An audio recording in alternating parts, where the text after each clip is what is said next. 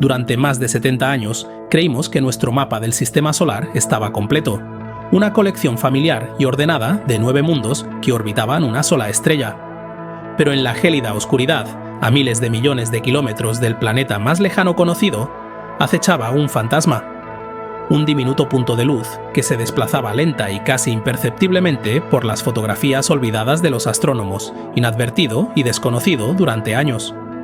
Su descubrimiento no solo añadiría un 10º nombre a la lista de planetas que orbitan nuestro Sol, desencadenaría una crisis de identidad para el propio sistema solar, obligando a los astrónomos a un amargo conflicto sobre el significado de una de nuestras palabras más fundamentales, y, en el proceso, redibujando nuestro mapa del sistema solar para siempre. Esta es la historia del mundo que, fiel a su nombre, sembró la discordia en la comunidad científica. Soy Rafael González y estás viendo Astrum. Únete a mí hoy mientras viajamos a los caóticos confines de nuestro sistema solar para conocer a Eris, el mundo que inició una guerra por el significado de una sola palabra: planeta. La historia de Eris no comienza con una mirada fortuita a través de un telescopio, sino con un esfuerzo monumental por inventariar los objetos más distantes del Sol.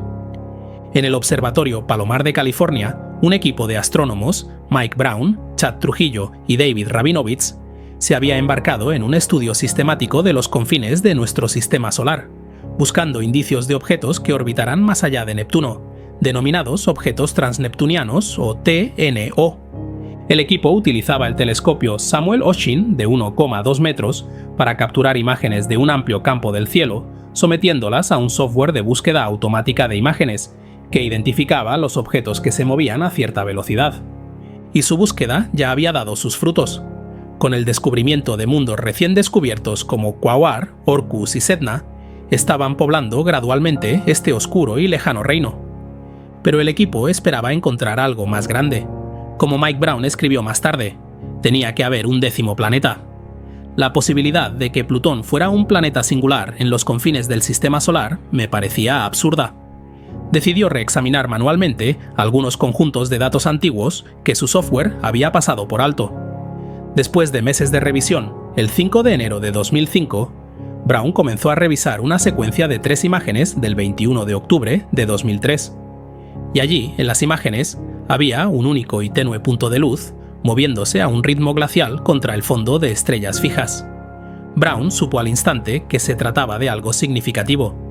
Era brillante, lo que significa que era grande o muy reflectante, y se movía mucho más lento que cualquier cosa que hubieran encontrado antes, lo que significaba que estaba increíblemente lejos. Su primer pensamiento fue: encontré un planeta. El equipo comenzó a rastrear el objeto, designado provisionalmente como 2003 V313, para determinar su órbita y tamaño. Habían planeado mantener su descubrimiento en secreto hasta completar más observaciones, pero el competitivo mundo de la ciencia planetaria intervino. El 27 de julio de 2005, otro equipo anunció polémicamente el descubrimiento de otro gran TNO, Haumea, tras acceder a los registros públicos de observación del equipo de Brown. Para evitar que los adelantaran de nuevo, el equipo de Brown se vio obligado a hacerlo público. El 29 de julio anunciaron el descubrimiento no solo de uno, sino de 2 cuerpos importantes en el sistema solar exterior, Haumea y este nuevo objeto que con el tiempo se conocería como Eris. El secreto había sido revelado y el sistema solar nunca volvería a ser el mismo. En la mitología griega, Eris es la diosa de la discordia, una deidad malévola que, al ser rechazada en una boda, arrojó una manzana de oro con la inscripción «para la más bella entre las diosas», lo que desencadenó una disputa que desembocó directamente en la guerra de Troya. En 2005, el descubrimiento del cuerpo celeste que llevaría su nombre fue el equivalente moderno de esa manzana de oro, arrojada a los pasillos de la astronomía. Esto desató una guerra científica sobre la definición misma de planeta. El problema era simple, pero profundo. Las estimaciones iniciales sugerían que Eris era más grande que Plutón, y cálculos posteriores basados en la órbita de su luna mostraron que era un 27% más masivo. Si Plutón era un planeta, entonces Eris, su gemelo más masivo, sin duda también lo era. Y si Eris era un planeta, ¿Qué pasaba entonces con los otros grandes TNOs descubiertos recientemente, como Makemake, Haumea y Sedna? ¿Dónde se trazaría el límite? El descubrimiento creó una crisis lógica inevitable. Como lo expresó Mike Brown, teníamos que añadir nuevos planetas o eliminar uno. La Unión Astronómica Internacional, el organismo mundial responsable de la nomenclatura astronómica, se vio obligada a actuar. En su 26ª Asamblea General, celebrada en Praga en agosto de 2006, la cuestión de qué es un planeta se sometió a debate y votación formal por primera vez en la historia. El debate fue intenso y expuso una profunda división dentro de la comunidad astronómica, dividiéndola en dos bandos principales. Por un lado, estaban quienes abogaban por una definición geofísica. Argumentaban que un planeta debería definirse por sus propiedades intrínsecas.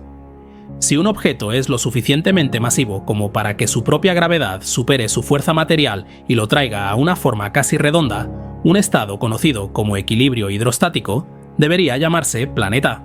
Bajo esta simple definición, Plutón, Eris, el planeta enano Ceres y potencialmente docenas de otros cuerpos se habrían convertido en planetas. Por otro lado, estaban quienes favorecían una definición dinámica. Argumentaban que la identidad de un planeta está ligada no solo a su estado físico, sino también a su influencia gravitacional sobre su entorno. Sostenían que un verdadero planeta debe ser el factor gravitacional dominante en su zona orbital. En palabras de la resolución final, debe haber limpiado el entorno de su órbita. El proceso de votación en sí mismo estuvo plagado de controversias. La votación final se llevó a cabo el último día de la conferencia de 10 días, cuando la mayoría de los 2.500 asistentes ya se habían marchado a casa. Solo 424 astrónomos estuvieron presentes para emitir sus votos, una pequeña fracción de la comunidad astronómica mundial. Cuando se contabilizaron los votos, la definición dinámica había ganado. La Unión Astronómica Internacional aprobó la resolución 5A, que establecía una definición tripartita para un planeta en nuestro sistema solar. Un planeta debe A. Estar en órbita alrededor del Sol, B. Estar en equilibrio hidrostático y C. Haber limpiado su vecindad. Plutón, que comparte su espacio orbital con Neptuno y otros objetos del cinturón de Kuiper, no cumplió el tercer criterio. Se creó una nueva categoría, planeta enano, para los objetos que cumplen los dos primeros criterios, pero no el tercero. Crucialmente, se rechazó una resolución posterior que habría convertido planeta enano en una subcategoría de planeta. En su lugar, la Unión Astronómica Internacional declaró que los planetas y los planetas enanos son dos clases distintas de objetos. En un instante, el sistema solar quedó oficialmente reducido a solo 8 planetas. Los críticos señalaron inmediatamente las fallas de esta definición. La frase limpió el vecindario era ambigua, y el primer criterio, en órbita alrededor del Sol, se aplicaba únicamente a nuestro sistema solar e ignoraba los miles de exoplanetas que conocemos. No se trataba de un principio universal ni elegante, sino de una solución reactiva, controvertida y local. Con el debate zanjado, al menos oficialmente, el equipo del descubrimiento tuvo el honor de bautizar a su problemático mundo. Eligieron Eris, un nombre que Mike Brown consideró perfecto para el objeto que había sumido a la astronomía en tanta controversia. El nombre se aceptó formalmente en septiembre de 2006, consolidando el legado de este mundo distante como la manzana celestial de la discordia.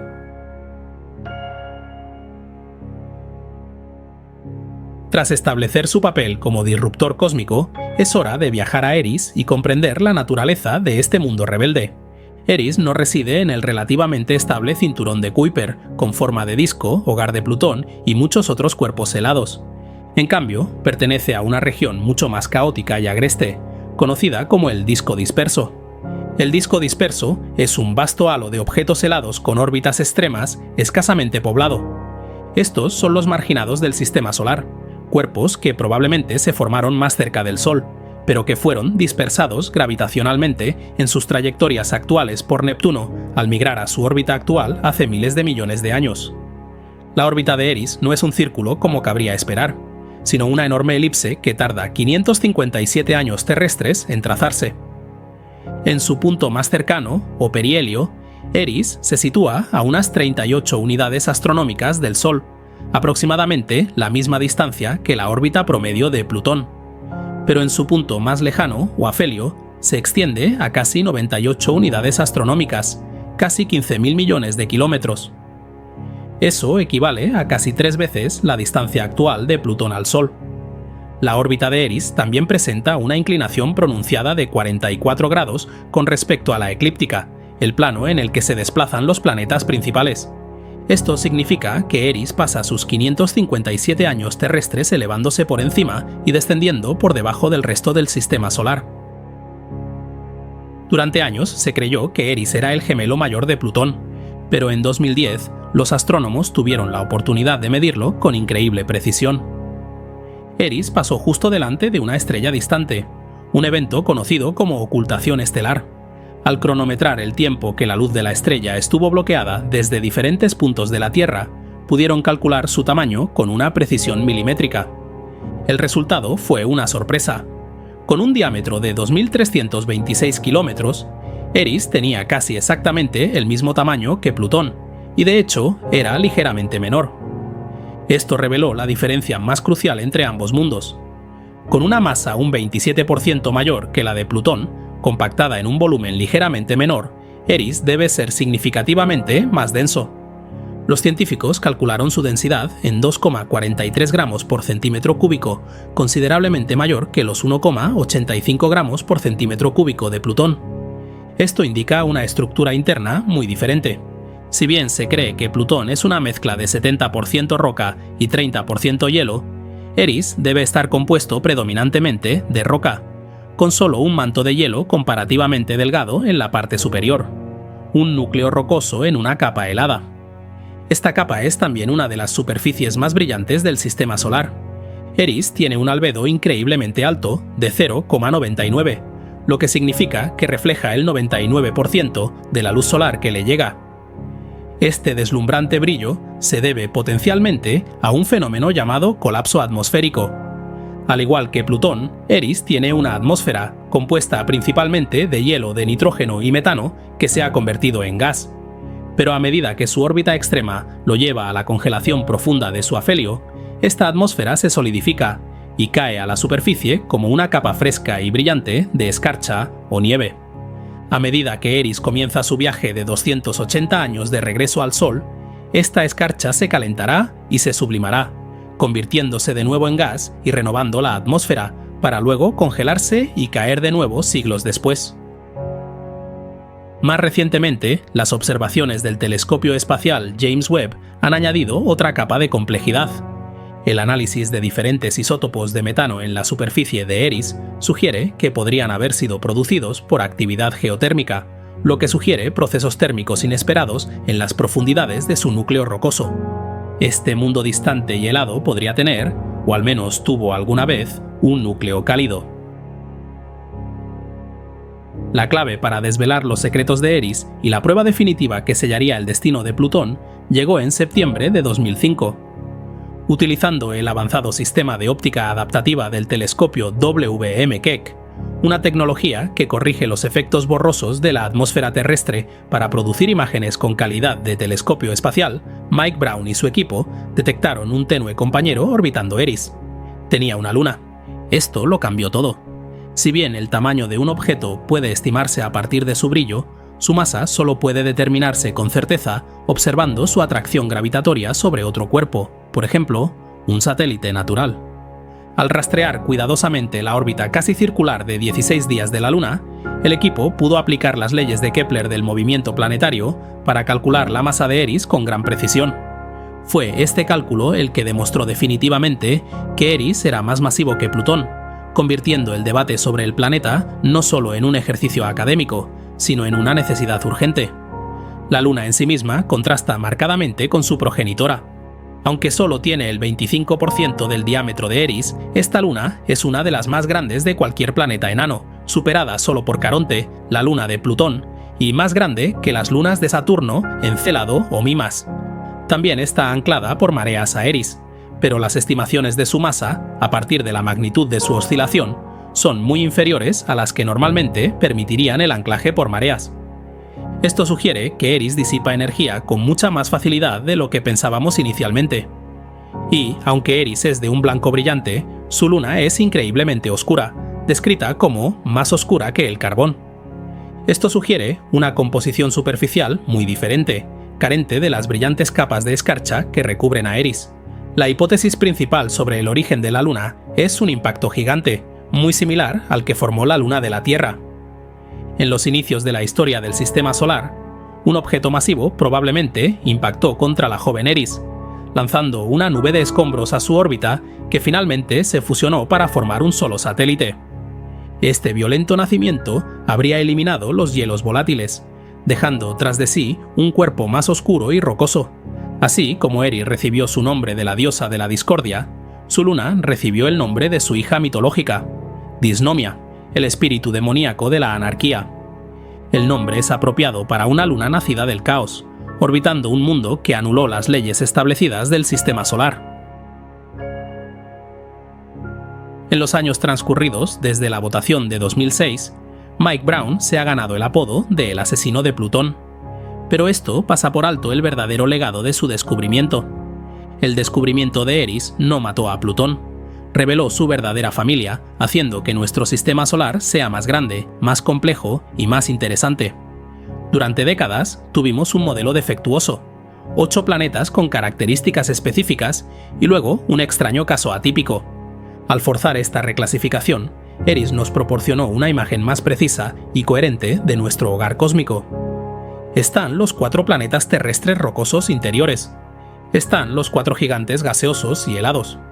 Y más allá de ellos se encuentra un vasto tercer reino, un enjambre de miles de planetas enanos helados, una población de mundos cuya existencia apenas comenzábamos a comprender. Eris y Plutón son los reyes de esta tercera zona, los miembros más grandes y prominentes de la población transneptuniana descubiertos hasta ahora. Y Eris en sí misma sigue siendo el misterio definitivo. Es el objeto más masivo conocido de nuestro sistema solar que aún no ha sido visitado por una sonda espacial. Si bien la misión New Horizons de la NASA nos brindó un retrato impresionante e íntimo de Plutón, Eris sigue siendo un punto de luz distante, cuyos secretos se esconden a lo largo de miles de millones de kilómetros de espacio vacío. Una misión de sobrevuelo propuesta tardaría aproximadamente 25 años tan solo en llegar a su destino, un viaje que duraría generaciones. En el futuro previsible, la diosa de la discordia guardará sus secretos. Su descubrimiento resolvió un gran debate, pero abrió un nuevo capítulo en nuestra exploración del sistema solar, recordándonos que los descubrimientos más emocionantes no son aquellos que brindan las respuestas definitivas, sino aquellos que revelan cuánto queda por explorar. Un fuerte abrazo a los mecenas que me apoyan en mi misión de divulgar la ciencia. Suscríbete y deja un me gusta para apoyar el canal. Gracias por tu visita y nos vemos en el futuro.